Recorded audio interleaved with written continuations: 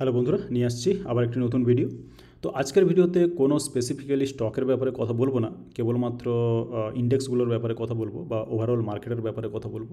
তো আমাদের মাথার মধ্যে আজকে স্পেসিফিক্যালি একটা ক্র্যাশ এরকম একটা কথা ঘোরাফেরা করছে। আমরা সবার মুখে শুনতে পাচ্ছি যে মার্কেট বোধহয় ক্র্যাশ করে গেছে বা করলো বা এবার করা শুরু হলো, ভবিষ্যতে কী হবে এই ধরনের একটা আইডিয়া বা এই ধরনের একটা নিউজ আমাদের মাথার মধ্যে ঘোরাফেরা করছে।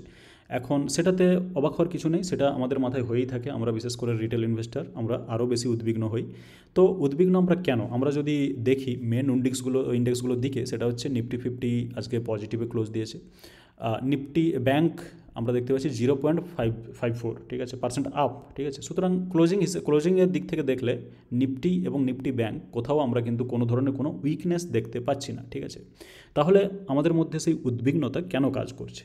তার কারণ একটাই, তার কারণ হচ্ছে মিড ক্যাপ এবং স্মল ক্যাপ। আমরা জানি যে স্মল ক্যাপ এখানে দেখতে পাচ্ছি যে স্মল ক্যাপ 50 যেটা -1 মোটামুটি আমরা স্মল ক্যাপগুলো দেখতে পাচ্ছি যে একটু 1%-এর বেশি ডাউন হয়েছে আজকে, এবং মিড ক্যাপ হচ্ছে 0.5% থেকে একটু বেশি ডাউন হয়েছে, ঠিক আছে। আর যেহেতু আমাদের ইনভেস্টমেন্ট মোটামুটি এগুলোতে বেশ ভালো রকমই থাকে, ঠিক আছে, আমারও আছে, এবং মিড ক্যাপ এবং স্মল ক্যাপে ইনভেস্ট করা কোনো খারাপ কিছু না, কোনো পাপ না। তো সে কারণে যেহেতু এই ইন্ডেক্সগুলো পড়েছে, আমাদের পোর্টফোলিও ডাউন এবং পোর্টফোলিও রেড হওয়ার জন্য আমরা একটু উদ্বিগ্ন। এবং এই মার্কেটে যে ক্র্যাশ ব্যাপারটা, সেটার কিন্তু সোর্স একটু আলাদা, আমি সেটা পরে বলছি। যাই হোক, আমাদের পোর্টফোলিও নেগেটিভ বলে আমরা আজকে যথেষ্ট উদ্বিগ্ন।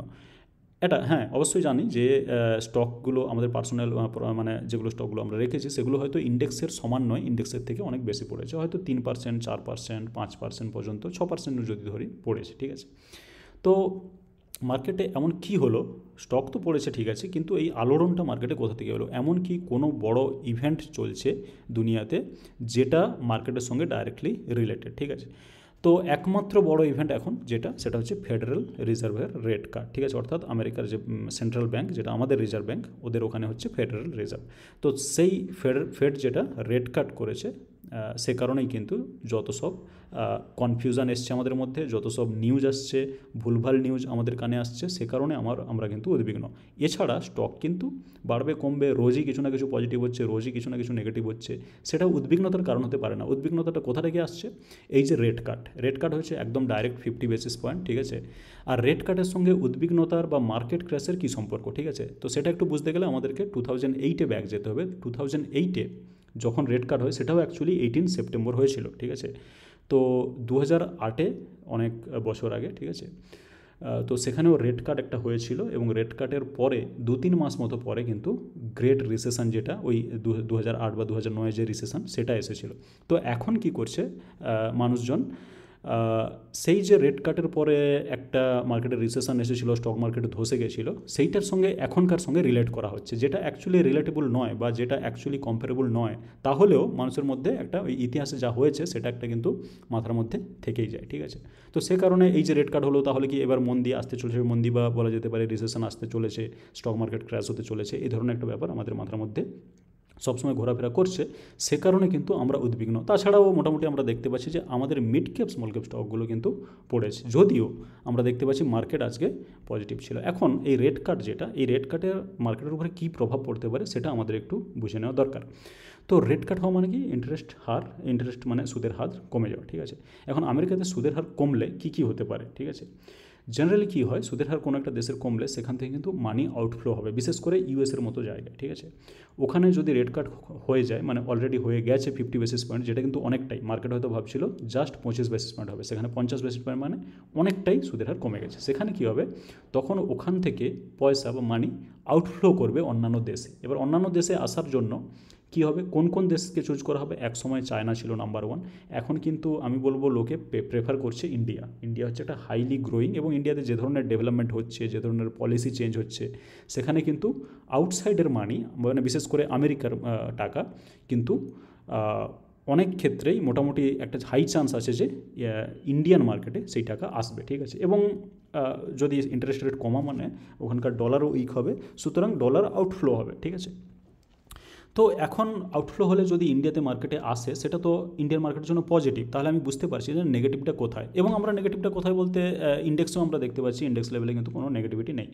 এখন এটা একটা পজিটিভ নিউজ, সেটা আমরা বুঝতে পারলাম যে মানে টাকা পয়সা অনেক বেরিয়ে ইন্ডিয়াতে আসবে, ঠিক আছে, যেমন এফআইআই যারা আছে, ঠিক আছে। তো সেই কারণে আমরা দেখতে পাচ্ছি এই পজিটিভিটির কারণে মার্কেট ওপেনিং খুব একটা ভালো জায়গায় হয়েছিল। এখন 25,000 প্রায় 600 পর্যন্ত এখানে টাচ করেছিল, তারপরে কিন্তু সেটা ধরে রাখতে পারেনি। মোটামুটি আমি এই বেশ কয়েক বছরে যতদিন মার্কেটে আছি এবং বড় বড় ইভেন্ট, যেমন শুধু রেড কার্ড নয়, ফেডারেল রেড কার্ড অবশ্যই একটা বড় ব্যাপার, যেমন ইলেকশন রেজাল্ট, ঠিক আছে, ন্যাশনাল ইলেকশন রেজাল্ট, এই ধরনের দিন আমি দেখেছি জেনারেলি যখন পজিটিভ তখন সেটা পজিটিভলি খোলে, ঠিক আছে, কিন্তু ধীরে ধীরে ধীরে ধীরে সেটা পজিশনিং করতে করতে একটা জায়গায় এসে মিলিয়ে যায়, ঠিক আছে। তো সেটাই আজকে হয়েছে, এটা মোটামুটি একটা এক্সপেক্টেড এ ধরনের পজিটিভ হলেও মার্কেট ওপেন হয়ে ধীরে ধীরে ধীরে ধীরে একটা নিউট্রাল জায়গায় আসে, মানে স্টেবল হয় আর কি, ঠিক আছে। তো যদিও এটা নিচে নেমে এসছে, আমরা দেখতে পাচ্ছি এটা 200 ডেজ ইএমএ এর ওপরে মোটামুটি থেকেছে, এটা ক্রস করে এলেও এটা যে পিভট অর্থাৎ সাপোর্ট লেভেল, সেই সাপোর্ট লেভেলকে কিন্তু একবারও ব্রেক করেনি। সাপোর্ট লেভেল এখানে এসে যথেষ্ট ভালো সাপোর্ট নিয়েছে, আবার এখানে টাচ করেছে, এখানে টাচ করেছে, এটা পুরোটাই মোটামুটি সাপোর্টের কাছাকাছি, তারপরে শেষে এসে একটা পজিটিভ মোমেন্টাম নিয়ে ক্লোজিং দিয়েছে, ঠিক আছে। তো এখানে টেকনিক্যালি জাস্ট আমি যদি টেকনিক্যালি দেখতে চাই, ইভেন টেকনিক্যালিও কোনো ধরনের কোনো উইকনেস অন্তত আমি লক্ষ্য করতে পারছি না, ঠিক আছে। স্ট্রং ওপেনিং ফাইন, কারণ পজিটিভ নিউজ এটা একটা মার্কেটের জন্য। এবার তারপরে ডাউন, কিন্তু সাপোর্ট যেটা সেটাকে সবসময় রেসপেক্ট করে চলেছে টেকনিক্যাল, ঠিক আছে, এবং শেষের দিকে আমরা দেখতে পাচ্ছি পজিটিভ মোমেন্টাম, ঠিক আছে। তো নিফটি 50 আশা করি এ ধরনের কোনো উইকনেস আমি দেখতে পাচ্ছি না। এবার কি নিফটি 50 আমাদের ব্রডার ইন্ডেক্স, মানে সবথেকে বড় ইন্ডেক্স, ব্রডার ইন্ডেক্স নয়, সবথেকে বড় ইন্ডেক্স। বাকি ওয়ার্ল্ডের বড় ইন্ডেক্সটা কী করছে সেটা যদি মানে দিকে আপনি একটু চোখ রাখেন, ফর এক্সাম্পল নিক্কি, যেটা ক্লোজ হয়ে গেছে অলরেডি, ঠিক আছে।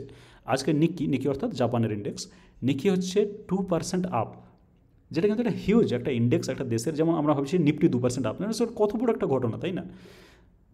নিক্কি দেখলাম, ঠিক আছে। আমি যদি হ্যাংসেং দেখি, যেটা হংকংয়ের, সেটা হচ্ছে 2% আপ। দুটো ইন্ডেক্স, বড় বড় ইন্ডেক্স, এগুলো কিন্তু 2% করে আজকে পজিটিভ ছিল। আরও আপনি দেখতে পারেন কসপি। এবার বাকি যদি আমরা দেখি, মানে এলিফ্যান্ট ইন দ্য রুম, সেটা হচ্ছে ডাউ, ঠিক আছে। ডাউ মোটামুটি দেখতে পাচ্ছি কাছাকাছি 42,000, এখানেই মোটামুটি ঘোরাফেরা করছে, 0.93% up, which is not bad, ঠিক আছে। এটা এখন ওপেন আছে 19 সেপ্টেম্বর 10:54, মানে আমি ওখানকার টাইমের অনুযায়ী বলছি, ঠিক আছে। আমি যদি রাসেল দেখি, আমি একটু রিলোড করে নেবো পেজটা যাতে করে লেটেস্ট দেখতে পাই। এই যে রাসেল 2000, এটা হচ্ছে 2% আপ। রাসেল 2000কে আমরা কিসের সঙ্গে কম্পেয়ার করতে পারি? আমরা রাসেল 2000কে মিড ক্যাপ, স্মল ক্যাপ এদের সঙ্গে কম্পেয়ার করতে পারি, অর্থাৎ ওখানকার যে রাসেল 2000 2% আপ, ওকে, ওদের টাইম অনুযায়ী এটা আজকের লাইভ মার্কেট। ন্যাসড্যাক আমি যদি দেখি, আমি ন্যাসড্যাকে যাচ্ছি, ওকে, আমি এখানেও রিলোড করে নেব। Wow, 2.50% up. আমেরিকাতে রেড কার্ড হয়েছে, সেখানে আমরা ভাবছি যে মন্দি, বা আমরা ভাবছি যে রিসেশন আসবে, স্টক মার্কেট ক্র্যাশ হবে, তাদের ইন্ডেক্স 1.5%, 1%, 2% করে আপ, 2.5%-এরও বেশি এটা আপ, ঠিক আছে। সুতরাং আমাদের মাথায় যেটা হচ্ছে সেটাকে কিন্তু ঝেড়ে ফেলতে হবে, সেই যে সাইকোলজি, এবং আমাদের এই নেগেটিভ সাইকোলজির সঙ্গেই কিন্তু অপারেটররা, বা ওভারঅল আমি যদি জাস্ট মার্কেট বলি, কাউকে অপারেটর না বলি, তারাই কিন্তু আমাদের এই ইমোশনটার সঙ্গে প্লে করে, ঠিক আছে, আমাদের এই সাইকোলজির সঙ্গে প্লে করে, দিয়ে ভয় দেখিয়ে আমাদের হাত থেকে কিন্তু স্টক বের করে নেওয়া হয়, ঠিক আছে। তো মোটামুটি আপনাকে এটাই দেখালাম এই ভিডিওতে, মানে এখনও ভিডিওটা শেষ হয়নি যদিও, যে নিফটি 50 পজিটিভ, নিফটি ব্যাংক যথেষ্ট positive, Dow positive almost 1%, Russell 2000 2%, Nasdaq 2.5%, Nikkei 2%, Hang Seng 2%, all positive. কেবলমাত্র আমাদের নিফটি আজকে বরং আমি বলবো কম বেড়েছে, এটা আরও দৌড়ানো উচিত ছিল, ঠিক আছে। তো ওভারঅল মার্কেট সিনারিও পজিটিভ মোমেন্টামে, সে বিষয়ে আমার মনে হয় আর কোনো সন্দেহ থাকা উচিত নয়। এবার আসছি মিড ক্যাপ স্মল ক্যাপে। মিড ক্যাপ স্মল ক্যাপেগুলো তাহলে পড়লো কেন? মার্কেটের জন্য পজিটিভ নিউজ যদি এলো, তাহলে মিড ক্যাপ স্মল ক্যাপ পড়লো কেন? এখন এগুলো হচ্ছে অনেক সময় পজিশনিংয়ের ব্যাপার। আমি যদি জাস্ট টেকনিক্যাল দেখতে চাই, যেমন নিফটি স্মল ক্যাপ 100, এখানে যদি আমি দেখতে চাই, আমরা যেটাকে পড়লো বলছি, সেটা হচ্ছে আমি যদি ওয়ান ডে এখানে দেখাই, এটা দেখতে পাচ্ছি, ঠিক আছে। তো ডাউন মোটামুটি, তারপরে এসে কিন্তু যথেষ্ট সামলে পুলব্যাক দিয়েছে, পুলব্যাক দেওয়ার পরে আবার নিচে এসে হায়ার লো বানিয়েছে, ঠিক আছে। এটা হচ্ছে হায়ার লো, এখানে ছিল লো, হায়ার লো, তারপরে আবার সেটাকে এই আগের হাইকে ব্রেক করে ওপরে গিয়েছে, ঠিক আছে। সুতরাং টেকনিক্যালি আমি জানি যে এটা 200 ডেজ ইএমএ এবং সাপোর্টের নিচে থাকলেও এখান থেকে কিন্তু এই একটা পুলব্যাকের একটা সিমটম দেখাচ্ছে, ঠিক আছে। এখন পুলব্যাক হবে কিনা সেটা একটু পরের কথা, বা শুক্রবার অর্থাৎ কাল এখানে আরও কিছুটা উইকনেস আমরা দেখতে পারি, আবার হয়তো 19,000 বা 19,100 পর্যন্ত পুলব্যাক করলো বা ওপরে উঠে গেল। এই মুহূর্তে এই জায়গাতে অ্যানালাইসিস করা একটু কঠিন, তবে একটা পুলব্যাকের সিমটম কিন্তু দেখাচ্ছে। তবে আমরা যদি এটা ভাবি যে যেহেতু ফরেন মানি আমরা জানি আউটফ্লো হয়ে ইন্ডিয়ার মতো ইমার্জিং মার্কেটে আসবে, সেখানে একটা জিনিস ইন জেনারেল হয় যেটা হয়তো আমাকে বলতে হচ্ছেই যে আউটসাইডের মানি কিন্তু এখানে এসে বেশিরভাগ লার্জ ক্যাপ স্টকে লাগবে, হয়তো মিড ক্যাপ স্মল ক্যাপে ততটা লাগবে না যতটা আমরা হয়তো এক্সপেক্ট করছি, ঠিক আছে। মোটামুটি কিন্তু এটাও ঠিক যে মিড ক্যাপ এবং স্মল ক্যাপকে উড়িয়ে নেওয়ার যাওয়ার জন্য মানে রকেট বানানোর জন্য খুব বেশি টাকার দরকার নেই, যেখানে লার্জ ক্যাপকে মানে রকেট বানানোতে অনেক বেশি টাকা দরকার, ঠিক আছে। সুতরাং যদি কিছুটা ইনফ্লো আমাদের মিড ক্যাপ স্মল ক্যাপ মানে সেক্টরে আসে, তাহলে কিন্তু এই স্টকগুলো রকেট হয়ে যাবে, ঠিক আছে। এবার আজকের যে যন্ত্রণা যেটা দিয়েছে মিড ক্যাপ স্মল ক্যাপ, সেই যন্ত্রণা আমার মনে হচ্ছে টু সাম এক্সটেন্ট আজকে হয়তো যন্ত্রণার শেষ, বা কালকে হয়তো আমরা কিছুটা পেলেও পেতে পারি, I don't know, nobody knows, ঠিক আছে, কালকে মার্কেটে কী হবে। কিন্তু আমার মনে হয় নিফটি 50 ছাড়াও আমরা মিড ক্যাপ স্মল ক্যাপে যারা মোটামুটি আমরা ইনভেস্ট করে রেখেছি, তারাও কিন্তু একটা মোটামুটি পজিটিভ মোমেন্টাম দেখতে পাবে, আপ ট্রেন্ড দেখতে পাবে বলে আমার ধারণা, ঠিক আছে। তার কারণ এই রেট কাট আমাদের ভারতের জন্য, ভারতের মতো ইমার্জিং মার্কেটের জন্য, ইমার্জিং এবং স্ট্রং এবং গ্রোথ পোটেন্সিয়াল যারা আছে, এই ধরনের মার্কেট কিন্তু অ্যাট্রাকটিভ হয়, পুরো ওয়ার্ল্ডের কাছে কিন্তু আমাদের ইন্ডিয়ান মার্কেট অ্যাট্রাকটিভ, সে বিষয়ে কোনো সন্দেহ নেই। সুতরাং সেখানে যদি মানে ইনফ্লো হয় আমাদের দেশে, তাহলে অনেকটা পরিমাণ মানে কিছুটা পরিমাণে যদি মিড ক্যাপ স্মল ক্যাপে আসে, তাহলে আমরা বলবো যে আপ ট্রেন্ড একটা কিন্তু আমরা দেখতে পারি, ঠিক আছে। এবার সেটা কতদিন পর্যন্ত চলবে, কোথা পর্যন্ত চলবে, কবে এক্স্যাক্টলি শুরু হবে, সেগুলো একটু বলা মুশকিল, কিন্তু আমার পার্সোনালি মনে হয় যে মিড ক্যাপ স্মল ক্যাপে কী করা উচিত, ভয় না পেয়ে আমার মনে হয় যদি কোনো পুরনো স্টক থাকে একটু যেগুলো হয়তো ততটা ভালো স্টক নয়, সেগুলোকে প্রফিট বুক করে কিছুটা চেঞ্জ করে একটু ভালো স্টকে আসার একটা সুযোগ আশা করি দেবে।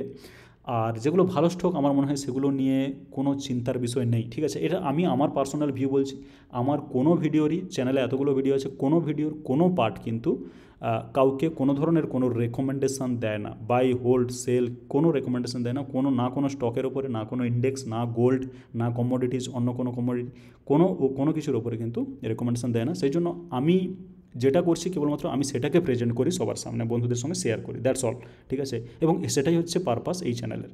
তো আমি পার্সোনালি মনে করি আমি যে ধরনের মিড ক্যাপ স্মল ক্যাপগুলোতে রেখেছি সেগুলো আপাততভাবে আমি সেগুলোকে সেল করছি না, ঠিক আছে। বা এই ধরনের যে নেগেটিভ মোমেন্টাম যেটা আমরা দেখতে পাচ্ছি, এই ধরনের নেগেটিভ মোমেন্টামে আমি খুব একটা উদ্বিগ্ন নয়। আমি যদি একটু ওভারঅল মোটামুটি দেখি লঙ্গার টাইম ফ্রেমে আমরা যেটা দেখতে পাচ্ছি যে জাস্ট এই ক্যান্ডেলটা হচ্ছে আজকের, এটা ওয়ান ডে ক্যান্ডেল, আজকের দিনের ক্যান্ডেল।